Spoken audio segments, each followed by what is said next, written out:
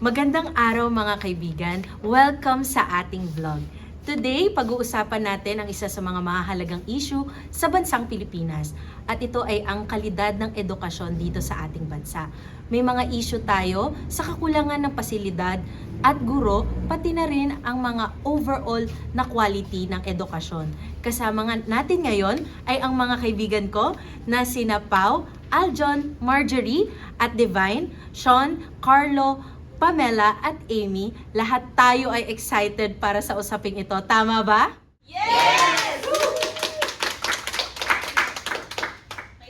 The Philippines' educational system is often mistreated by numerous groups, often called for having a failed governance, affordability issues, a lack of properly educated and motivated teaching staff members, and the most famous term coined is the brain drain. These have then placed the entire educational system of the nation in the spotlight. Is it, however, really a failed system, or are we just looking at it too negatively? Well, we must first take a look at the educational system on a macro level. First of all, the educational system is in fact the sector that actually receives the most national budget in the country.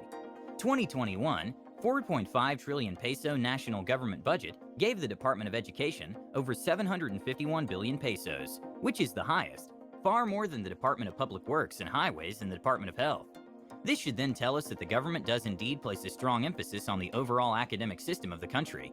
Second, with relation to the budget itself, it has enabled over 3 million individuals to be enrolled in the higher education space every year. This then pushes us to believe that the Philippines was successful in ensuring proper infrastructure is in place to help 3 million people to have access to higher education. Finally, the Philippines enjoys a high literacy rate among its population, 96.5% for basic and 91.6% for functional. These data presented thus far should in some ways tell us already that the population of the Philippines has so far enjoyed a good education. That is, until we actually dive deeper into the data itself. While there are 3 million individual enrollees every year, there are in fact only between 600 to 700,000 people to successfully graduate at the same time. This means that there's a huge difference when it comes to a person enrolling for higher education and actually finishing it. How did it come to this? Well, several studies have found that it's more likely related to financial troubles, a lack of proper infrastructures for students to properly learn and excel, or just proper support for them to stay on track. Further, a report published by the World Bank has also found that 80% of children found that they do not know what they should learn in school. The report has even shown that only between 10 to 22% of students between selected grades have shown minimum proficiency. These data provided by the World Bank and other institutions can then tell us a pertaining issue. How is the Philippines spending so much money but not seeing strong results? Well, to be fair, this can be because, just maybe, even after spending more than 750 billion pesos, it might have been not enough. After all, we're looking to educate millions of people every year. This means that the government has to spend money to construct schools, pay some teachers and staff depending on whether it's private or public, and ensure that the schools built are up to date with the ever rapidly increasing change in world education, and so much more. While more factors vary, we just don't have enough to pay for a better education system. Should the government, however, decide to enlarge its budget further might be an issue. After all, it's already the largest sector, but placing too much will harm other departments. Anyway, what do you think? Kaya para naman maging interesting ang ating talakayan, meron tayong fishbowl at dito ay puno ng mga tanong at bubunot kayong lahat. Tapos, kung sino mang makabunot ng mga tanong ay sasagot kayo kasama ng isang ka-team. Okay ba yon? Okay, malinaw ba? Game na ba kayo? Game na! Okay, para sa una nating tanong, ano ang mga pangunahing suliranin na nararanasan ng mga estudyante sa mga pampublikong paaralan? Ako muna. Isa sa pinakamalaking problema ay ang kakulangan ng mga silid-aralan. Minsan, napipilitan ng mga estudyante na magklase sa ilalim ng puno o sa corridors. Bukod doon, may kakulangan din sa mga libro at mga kagamitan.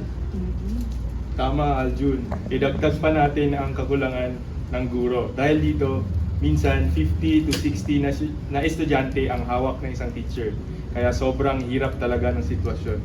Oo, very, very insightful. Tama yun. Sabi rito, paano naaapektuhan ng kakulangan ng guro ang kalidad ng edukasyon? Sean, ano sa tingin mo? Ang dami kasi estudyante kada teacher kaya hindi rin sila natututukan ng maayos. Mahirap kasi magbigay ng quality education kapag sobrang daming estudyante at limitado lang ang oras. Nawawala kasi yung tinatawag nating individualized learning. Totoo yan. Kaya minsan yung ibang bata hindi natututo ng maayos kasi hindi sila masyado nagagamit. Ito naman,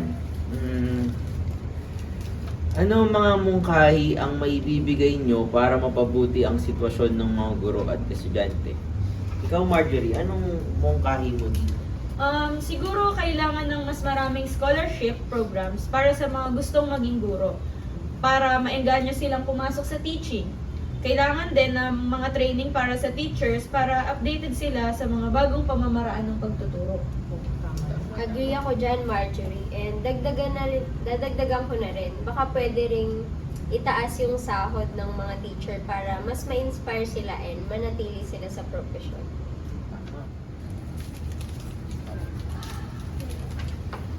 May isa pa rito. Paano natin matutulungan ang mga estudyanteng nahihirapan sa mga pampublikong paaralan? Siguro, magandang magsimula sa pagbigay ng mga extracurricular support programs. Pwede ring magkaroon ng mga learning sessions sa weekends para sa mga estudyanteng gustong humagal o mag-improve. Oo, tama nga yun. Great ideas, Divine.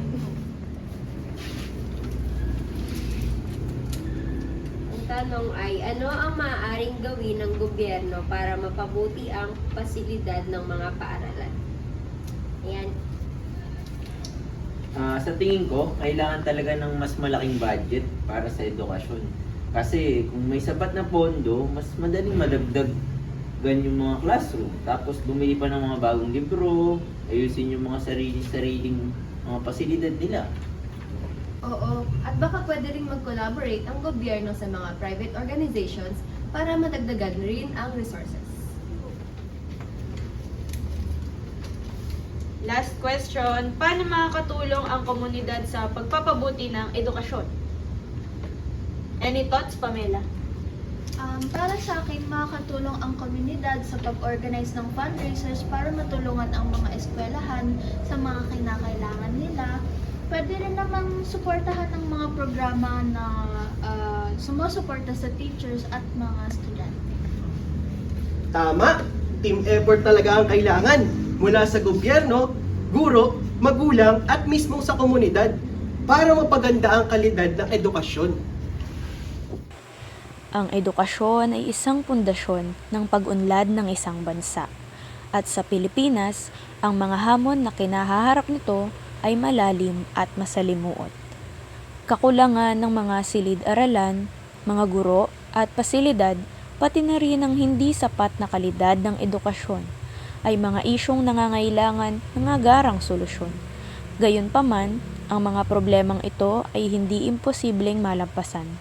Sa pamamagitan ng pagtutulungan ng pamahalaan, mga guro, magulang at komunidad at sa tamang paglalaan ng mga yaman at mga hakbangin, maaari nating mapabuti ang ating sistema ng edukasyon.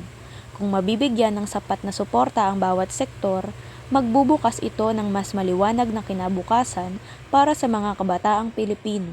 Isang kinabukasan na puno ng pag-asa, kaalaman at oportunidad. Sa huli, ang pagbabago ay magsisimula sa ating mga kamay.